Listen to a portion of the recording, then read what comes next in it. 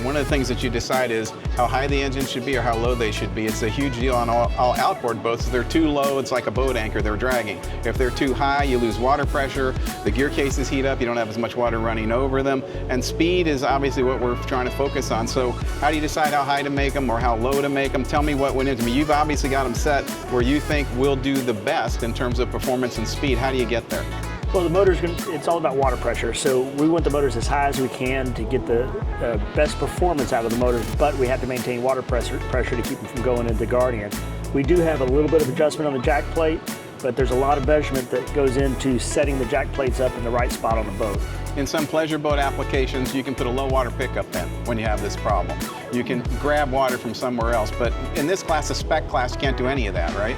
Yeah, in this class, we can't use any low water pickups. It all has to be factory stock pickups on the water intake.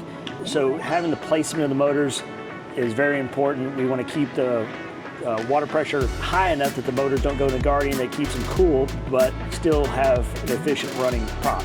Give an idea how sensitive this is. Let's say you want to pick the engines up a ½ an inch. Doesn't sound like a lot to someone who isn't familiar with this. What happens to the 10 pounds of water pressure if you go up a ½ an inch? What does it go to? If we go up a ½ an inch and we had 10 pounds of water pressure, we're going to lose all water pressure.